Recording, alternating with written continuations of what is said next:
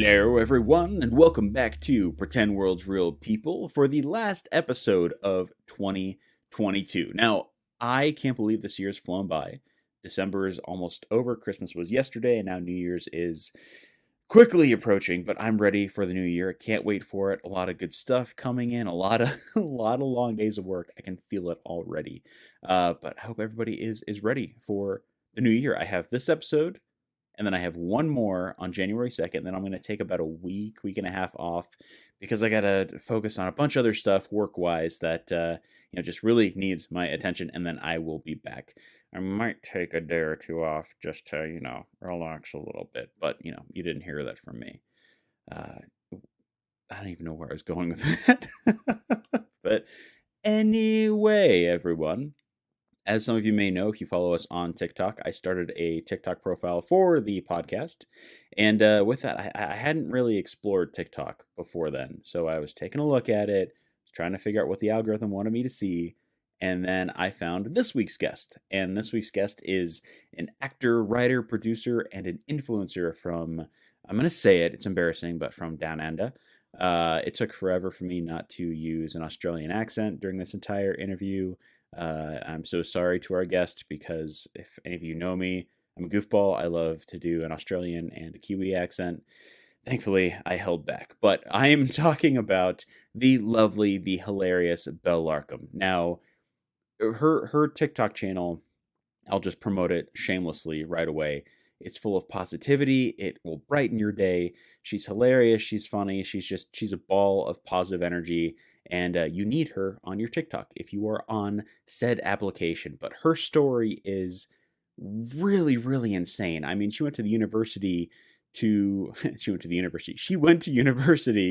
study chemical engineering and left that behind to pursue her love of theater, and has since produced numerous musicals and comedic pieces. But since 2020, she's kind of dove into the world of reality television, where she now works as a producer. She's just awesome. I really can't say any more. And actually, I can say more. During this interview, this was done about 2 a.m. my time. So if I'm a little more dorky than usual, this is why. Nonetheless, it was a joy talking to her. She was fantastic. I hope I can have her back on the show. But without further ado, please welcome Belle Larcombe.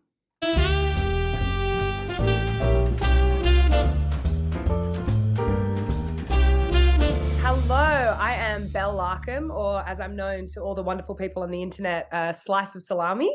And like most creatives, I kind of puzzle piece together a million different jobs to make up my wages each week. I mostly am a TikToker, but I also write and produce musicals, and then am a reality TV producer. So I'm on a reality TV contract at the moment, but I jump around between those two.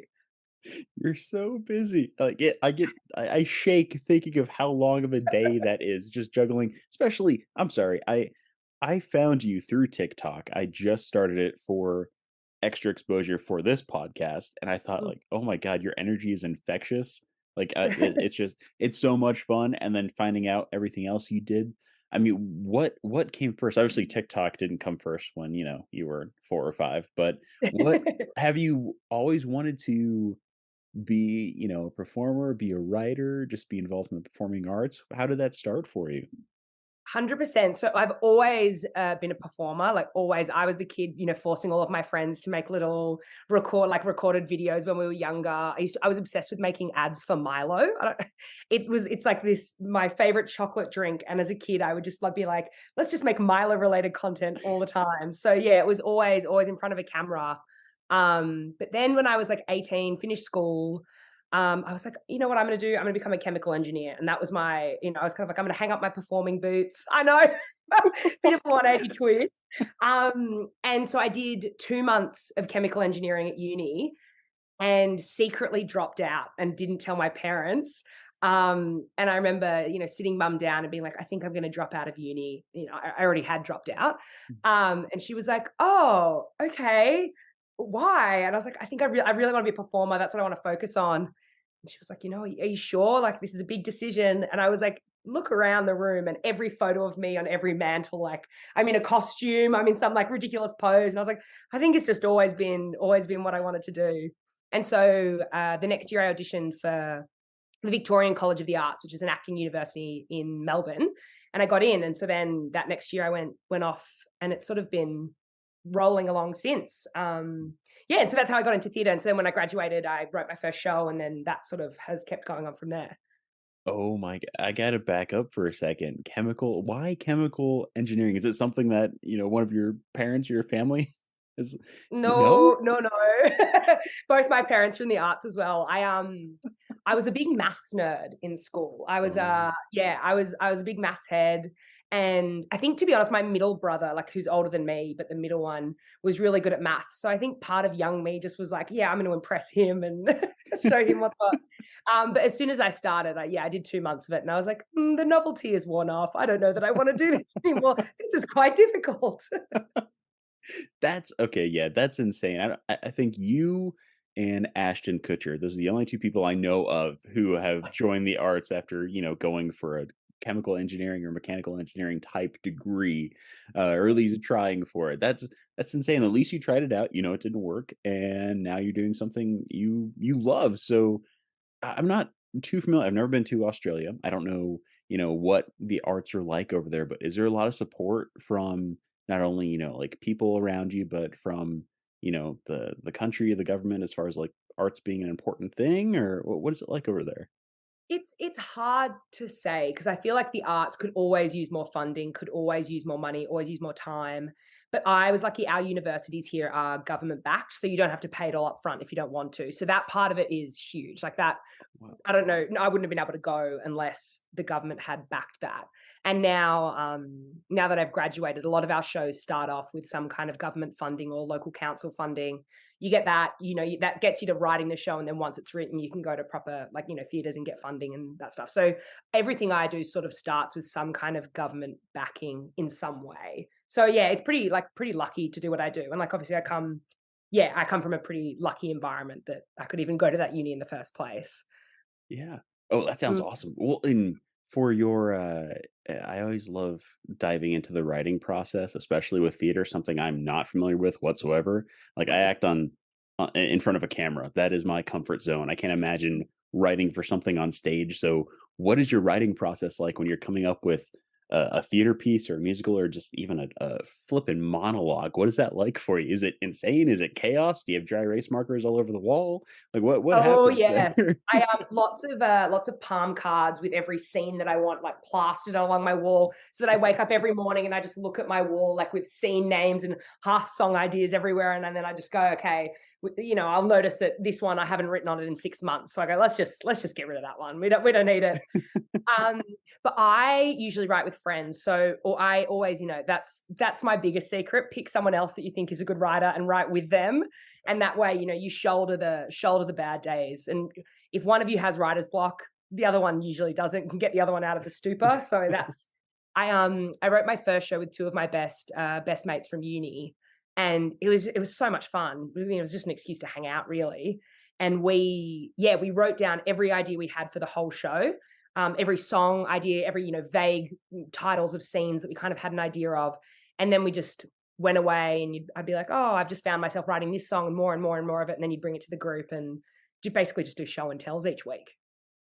Oh, that sounds like a blast. I mean, we try to do some of that here, but I'm not within like a theater type group, so I can only imagine Mm. the amount of fun you guys have, especially when there's a couple of coffees and drinks involved, of just the sheer manic ideas that pop off. So I do want to ask you what's your favorite theater piece that you have written, that just, I don't know, it tugs on your heartstrings, or maybe it just gives you a really big smile thinking about it. What is that theater piece for you? It would probably be my first show that I wrote after university. It's called Baby Bye Bye Bye, and it's about being bisexual. And I wrote it with two other bisexuals, and it was the first time I'd gotten a review. So, and it had that innocence to it. We just sort of went in blind and just wrote a show for the sake of it. And then when we performed it, Wow. thank goodness it was good. But it was, yeah, it just I have such a soft spot in my heart for it.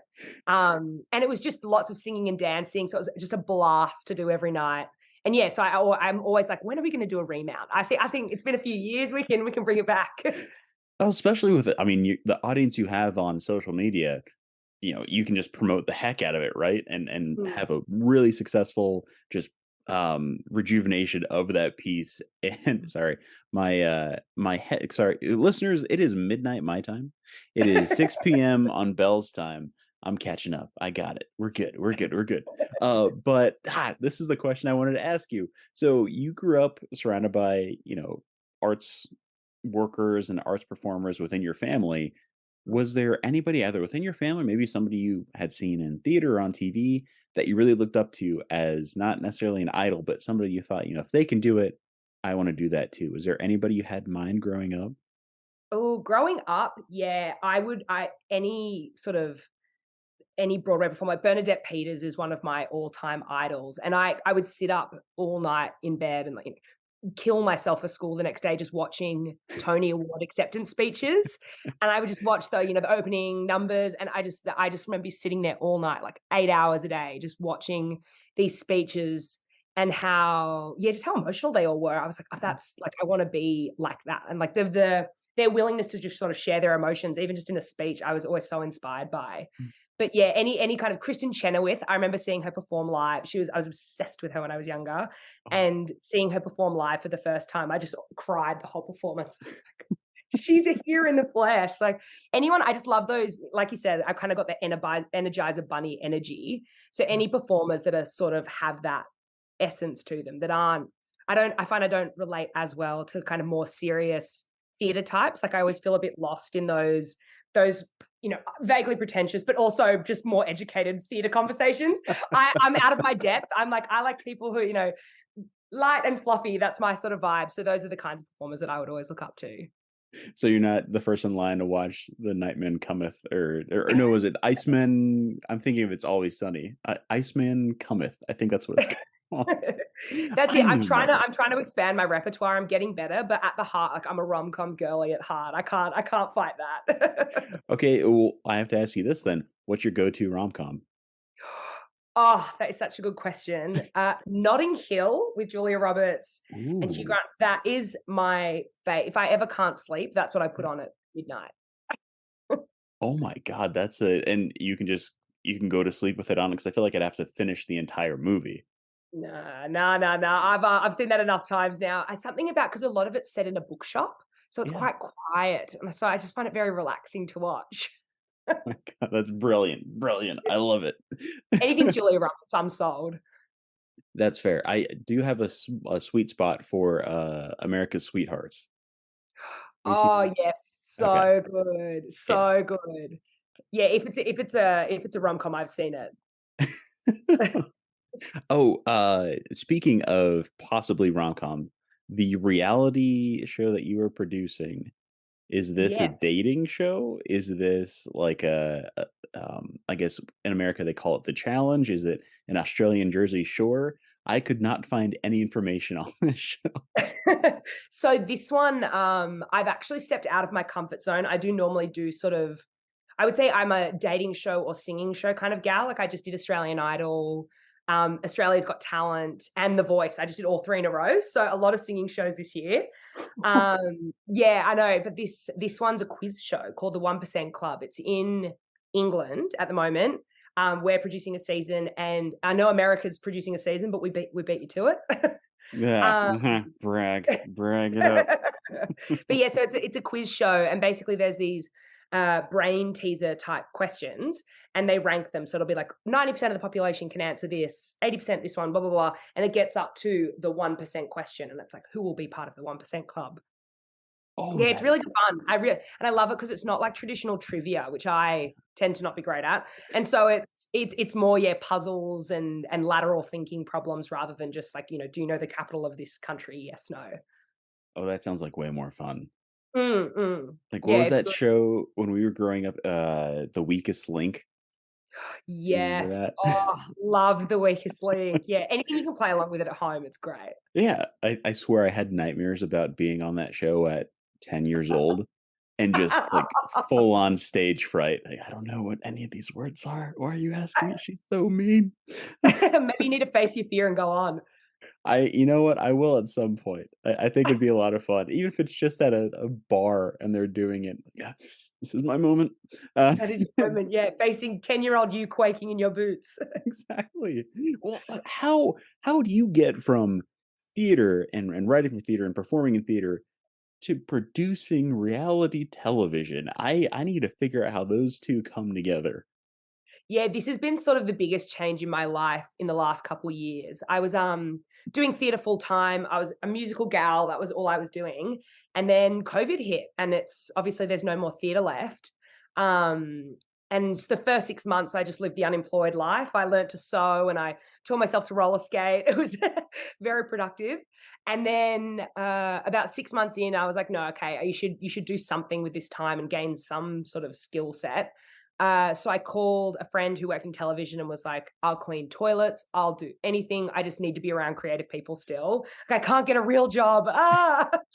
And so I started working as a runner on a TV show, on another singing show. Actually, Name That Tune. It came out in America, I think last Oh, year. yeah, I worked yeah. on the reboot of that. That was my first TV show. Um, yeah, and I was just, the coffee getter and the bin emptier, and then sort of slowly worked my way up as a runner for about a year, then did logistics, like was a PA and a coordinator, and then in the last 6 months have now moved to, producing. So it's been I feel like I've, lived a whole life since COVID, just this whole new career, so it's been really lucky. Yeah, that's insane that especially going that far in 2 years or less. I mean, that is huge. Is it I'm one of something those you people. Oh, sorry, you go. No, no, no, go ahead, go ahead. I was I'm one of those people that's I am like no hobbies. Like my work is always my hobby. I'm the person who's at the office until like midnight. I'm like, no, it's fine. I actually don't have anywhere to go. Like I'm happy to stay all day. Is it something you wanna stick with for a while, or at some point do you wanna kinda veer away from this and focus more on theater and maybe, like, producing theater more? Yeah, theatre's definitely my passion, and performing is my absolute passion. And I'm finding the reality TV is just a great skill set to learn for, eventually I'd love to move into making and writing TV sitcoms, like sitcoms and rom-coms and that sort of genre is where I'd love to transition my career to. And so it's just been a really great skill set to learn about, how the set works properly. I mean, my second job, someone was like, "Can you hire a gaff?" And I was Googling, what does a gaff do? I need help. So now I feel like I've got, I really understand how a set works. I can be like a talent that isn't, taking anything on set for granted. I understand who's doing what and why. And I think that's really, really helpful when I'm in actor mode.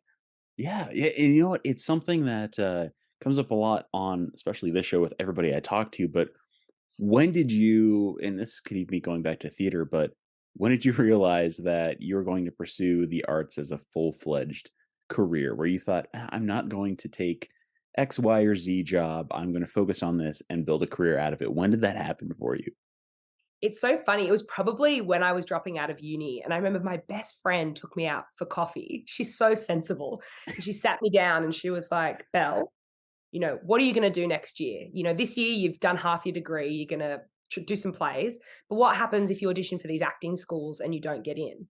And I was like, I'm just going to audition again and I'm going to keep rehearsing and I'm going to keep going. And I'm just like, and I suddenly was like, no, no, no, this is, I was all defensive. I was like, no, this is what I'm doing and I'm going to put everything into it. And after that point, I think I knew that it was going to happen. I didn't know how or what the steps would look like or what my life would look like. But from there, then I got into the uni and then I wrote my first show and continued on. And then when COVID hit and I was working full time in television, I was like, maybe it isn't going to happen. And maybe I'm going to be a Mhm, producer forever and I'm never going to be the performer that I'm sort of like dreaming of. And that's okay. And that's like, I love my producing career. So I was like, mhm. maybe that's got to be okay. And it's sort of the first time I think in my life that I'd really doubted it. And I'd been, I was like, okay, maybe I've got to accept this other life. And then TikTok started blowing up and I was like, just kidding. Everything's good again. When Okay, I TikTok is still this, like, ethereal, grand, Mm. like, AI god that I'm trying to figure out and trying to just hit with numbers, try to get that algorithm working for me. Oh, 100%. When did that work for you? Because obviously your content is great, absolutely love it, huge fan, but, like, when did that occur where you thought, "Oh, this this got 500,000 likes. I'm gonna keep TikTok doing is this." an enigma to me. Even I still don't understand it. I'm like, some things do well, some things don't. It's not up to me to question why. I do what I do, and the gods will tell me what happens on the other side. So that trio, that original trio that I first started writing with, one of those girls, she blew up on TikTok a couple years ago. So I'd always had it in my head that it was something you could do Mm, because I was like, she's hilarious. She's really funny. She like thinks I'm funny. So therefore, it's similar. We got a similar sense of humor. So she'd been famous. I think she'd been doing really well for like a year. And I was TikTok obsessed. Like I live on that app. That app, it consumes my waking moments. And I was like, Belle, like realistically, you've got to at least be posting something if you're going to be on it this much. I was like, okay, so my rule is I can watch TikToks as long as I post once a day. And so I had my Belle Larcombe account that all my friends follow, and I was like, "No, I'm still too new to it. It's too embarrassing. Like my ego's too fragile. I'll make a new account that no one follows, that no one will ever see, and I'll just get used to posting every day and like get comfortable with it." Because I never really post on Instagram either. Like I didn't use social media almost at all. So it's like, okay, I'll post once a day, and so I just posted my walk to work every morning. I just film myself being like, "I'm hungover at work today," or "I'm happy at work today," whatever it was. Um, and after like two, one just blew up.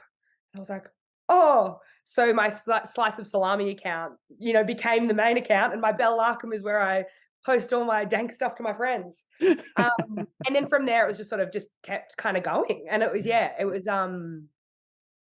was crazy. I've never felt like adrenaline like that before. I checked my phone and I had like a million, like actually a million notifications, and I was like, what is going on? This is crazy. God. Where Uh, where did the name come from? yes, this is my most confusing. I've only been recognized like a couple times, like it's pretty Yeah. rare, but people just go salami, and I'm like, Uh, so it came from when I was 10, I was obsessed with salami, and every day I would go to my little local shop and I'd get a soft white roll, a slice of cheese, and 10 slices of mild Hungarian salami, and make a little sandwich every day of the school holidays for my lunch. And so when I was thinking, I don't even know why I said slice of salami, but that is, and now I love it too much. Now it's like I got a water bottle with it engraved on it. It's like salami is me now. That's my name. All my friends now call me salami. Like I don't answer the bell anymore.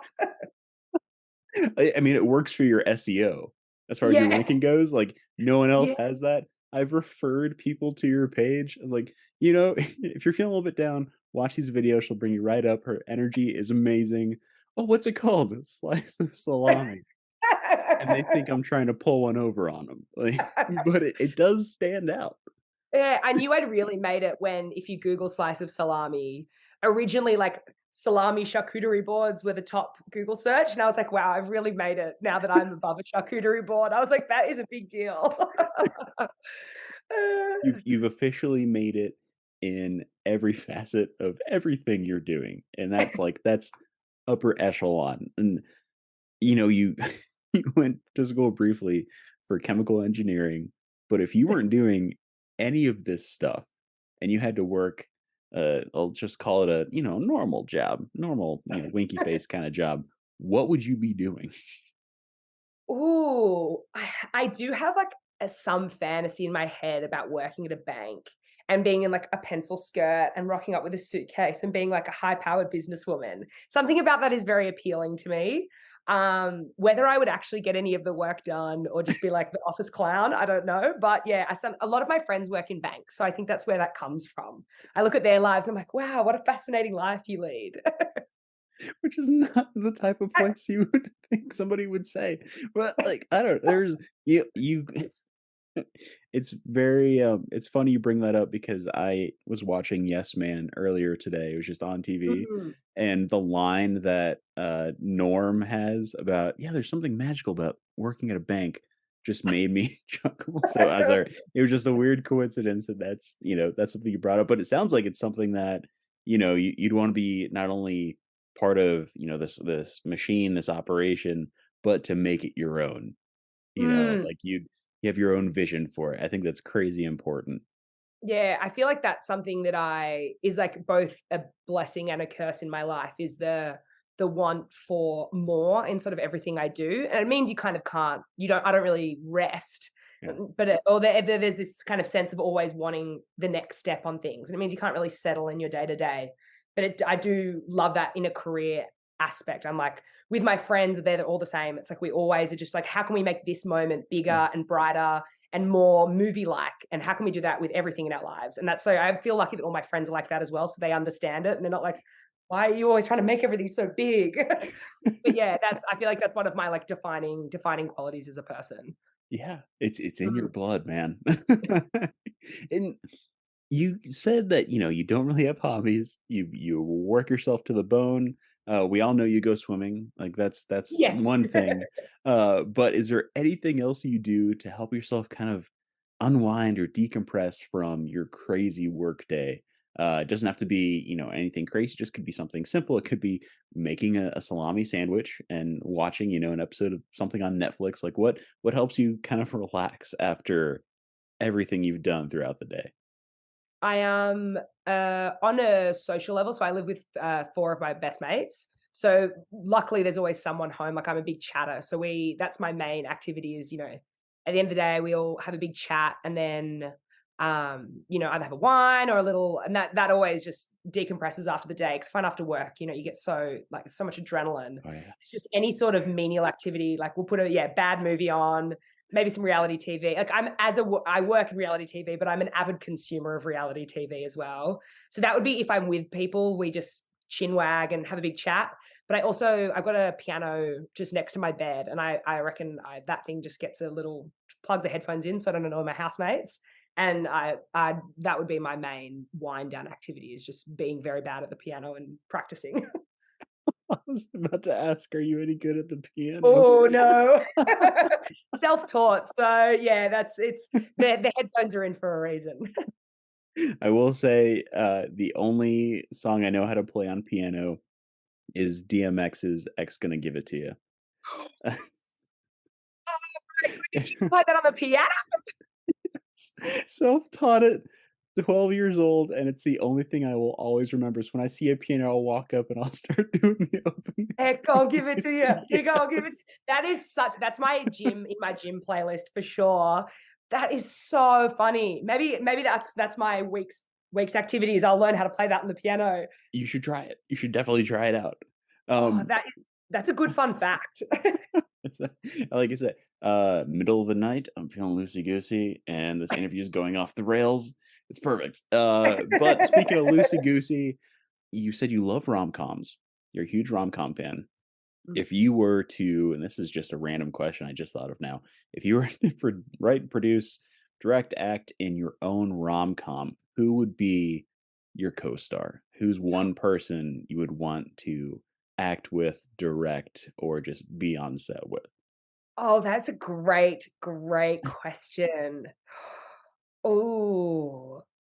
So if you'd asked 10-year-old Belle, Zac Efron all the way. So he's the name that's initially coming to my head because I'm just like High School Musical holds the key to my heart. But if it was now, maybe Anya Taylor-Joy. She's just so incredible in everything she does. That yeah, I'd love to just see her on set and be in her presence. Oh yeah, there's something very like atmospheric about her. Like I don't think I'd be Mm. able to comprehend what I'm seeing. Yeah, yeah, I feel like if I'm within a meter of her, you can, her presence has like extension around her. Yeah. I feel like I'm closer to God. I'm gonna go over here. This is Oh my too goodness. much. What about you? Who would you choose? Oh God. Oh, you reversed it on me. How dare you? Who knows? Uh damn, that is a really hard one. Honestly, I think it would. either be Anya Taylor-Joy or, oh my god, I just had her name. Emma Thompson. Oh, yes. Like, Oh, I don't know what the role would be, I don't know what the movie would be, but yeah. she's always been amazing, and that's one person, like, I will be the American valet that's a complete idiot that she's having to deal with. That is the scene I want. I love that. Oh, we'll see if we can make that happen. I'll try and write it into something. Oh, yes, yes, yes, please. Gotta manifest it. What's before we get into our last few questions, what's next for you? This episode's going to come out, oh gosh, sort of the tail end of this month, closer to the new year. So to kind of go with that, what are your plans? What are your goals for 2023?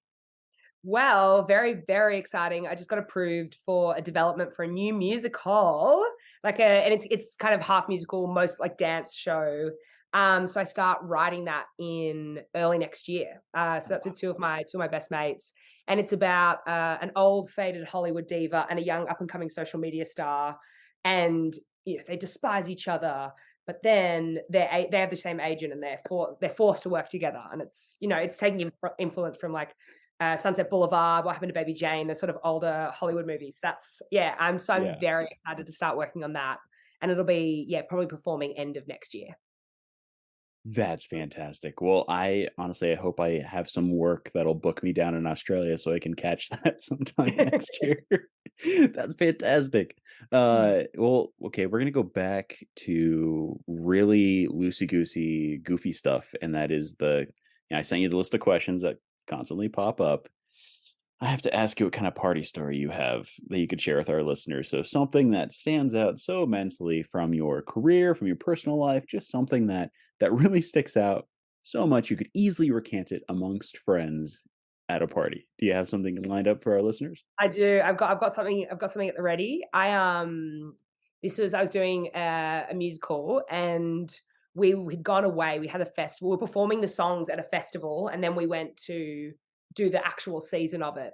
And at the festival, I don't know what happened to me, but I got some kind of food poisoning or something bad. I was not in a good way, but we didn't have any understudies or anything, so we just went to the season of it. And every night before the show, I'd be lying on the floor, like so ill, and my with my eyes closed, just trying to like sleep. And my friend would paint my makeup on my face while I was there, like huddling off. And on the side of the stage, we had a vomit bucket, and I would like go on, dance, be all crazy, and then just run off stage and try and vomit really quietly so no one in the front row could hear, and then run back on and be like, la da da da da da da, top hat and cane, and then run off and be like, ah. It was the longest week of my life. I don't know. I actually don't know how I got through it. And I couldn't keep anything. It was so crazy. I've never been so ill in my life. But we Oh. survived. We survived. Did anybody hear you retching in the back? No one told me that they heard me, which Mm. is as good as no one heard me. I don't know. What I don't know won't hurt me. I have so many friends in theater that could definitely relate to that story. There's a lot of food poisoning. Yeah, yeah. It's all, if it's gonna go wrong, it's obviously gonna go wrong on show night. Like it's just that's the way the Oh world yeah. works. Oh, Mm. well, hats off to you for still performing with that in your system. Are you nuts? Oh my Yeah. god. I felt bad for the my co-performers. I was just like, "Oh, how are you guys all doing this? I would not want to be near me right now." Don't go near Belle. She's white Yeah. as a ghost, and she's very uneasy. Uh, That's a perfect party story. I love that you get that armed and ready to go. Usually it takes, like, 30 to 40 seconds for somebody to think of something to talk well, about. no, because you emailed me, gave me a little heads up on that one. All day I've just been like, "Oh, and that one. Oh, that's crazy." Oh, were Like, you? reminiscing on my life. Oh, I love it. I really appreciate that. And this goes really hand in hand with that story, or it could. But do you have any advice for our listeners that you could pass along, whether it's somebody who is trying to develop a career in the arts, or maybe somebody who's in it right now and trying to really stick it out, even though, COVID's kind of going up and down, the world's crazy, and they're just trying to really focus on their craft. Do you have any advice that you've held on to that you could pass on to them? Yeah, I've got sort of, I reckon, two main pieces that I go back to a lot. And the first one is ask for more advice than you think is even impolite to ask for. Like people love giving advice and people love being asked about their career and their life. So that's my number one go-to is just every person I meet, I'm like, tell me about your career. I want to know how you started, how you got to now. And people love being asked because people don't ask as often as I think you think they would. That sentence makes sense. You know what I mean? People are so often, yeah, people are so grateful when they get a chance to reminisce on their career, but also you learned so much by hearing what other people have done. And you can save yourself hours of mistakes by listening to other people's stories. But also, I think the hardest thing about being in the arts is just some things take a really long time to happen. You can be trying at something for years and years and years and years, and you don't see all the cogs turning behind the scenes. So it gets really tiring trying to stay motivated and I always call it determination exhaustion. Just wanting this career can be really, really tiring and really hard.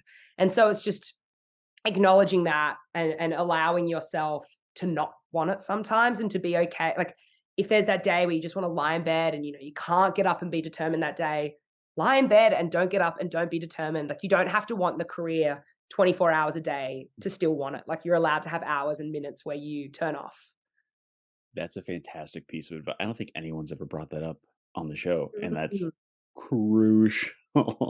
I feel like I spent so much of my early career feeling guilty, being like, "Oh, well, if I don't, burn myself out, I don't want it enough." And it's like, well, Yeah. actually, the burnout is the thing that's stopping you from doing better because you're too tired and you can't be burnt out for the rest of your life. You'll die, Yeah. so you need rest. Yeah, you're not gonna be booked when they see you and go, "Yeah, they either they don't care or they're exhausted, and we don't need either." Yeah, exactly, exactly. So yeah, letting yourself, if you can, take those days in bed, pajama days. They'll save your life. That oh, buddy, that's me tomorrow. I got my Star Wars PJs. I Oh, I put on a more professional looking shirt, but I had a Mandalorian shirt and my cardigan on earlier. I'm like, I gotta no, she's gonna be looking professional. I gotta look professional, kind don't of. worry, I got my Uh, pajama shorts on down here. I'm professional top half only. you got the Zoom outfit ready to go. Yeah, always, always. Well, with your episode, is there anything that I can give a shout out and a promo to outside of obviously, your TikTok? But is there anything that I can give a shout out for? It could be a charity, it could be an organization, could be a cause you really believe in. Is there anything that stands out that I could put in the show notes? Oh, I'd love that. Yeah, the Victorian Pride Centre is an organisation in Melbourne, and they had some events cancelled last night. They were going to do it was going to be kids making badges and yeah, queer kids coming together and just getting to sort of celebrate and have a bit of community. And it got shut down because there was all these threats made to the venue. So everyone's trying to come together Uh, at the moment and support that venue and do what we can to sort of help out. Yeah. Um, sorry, folks, I'm writing notes down by hand. But one, that's bullshit. I can't believe that Yeah. it's happening here so much too. Mhm. Wow. Okay. Yeah. So we'll definitely put that out there. That breaks my heart to hear. But Mm. I'm hoping listeners, we're trusting you. Support any way you can, give shout outs, donate, do anything you can to help these businesses. Because holy shit. Mm. It I know you just feel so helpless. You're like, "What can I possibly do?" So when you're yeah. like, even in charity, I was like, "Oh, that's actually so great to be able to, yeah, just do what you Oh yeah. can." Yeah, Mm. I mean, short of, like, dressing up as Captain Planet and being a bodyguard for every venue, which I don't think would work, this is the next best thing by far. Um, Belle, before we wrap up, I wanna say, like, thank you for donating your time after your busy workday and coming on the show. I I wasn't quite sure when I reached out, I'm like, she's TikTok famous, I don't know if she'd wanna come on this show, but we'll see. She might be a little too famous for it, but I just want to thank you first and foremost before we get into the most awkward and the best part of this show, and that is the awkward goodbye. I don't think I had it in the show notes. No, I did not. I didn't send you anything You about this. surprised me. Yeah, surprise! But actually, I need to preface this every episode. Have you seen Wayne's World? Wayne's World, party time, excellent. Oh Yeah, my I god, love Wayne's World. you're one of maybe 10 people, right? Oh, Right. the cover of Roxanne. Oh, mwah, so good. Yes. Oh my god. Okay. Sorry, that just melted my heart a little bit. But The end of every show we have here, I will give you a silent Wayne's World countdown, cameraman style. And then when I point to you, just, much like Garth when he's left by himself and Wayne leaves and he's in front of the blue screen, just kind of murmuring, I want you to give me your best verbal awkward goodbye. Oh, I love this. Oh, that's great. Okay. Whew. Let's You get this ready? done. You ready to be awkward? Okay. All right. Here we go. In.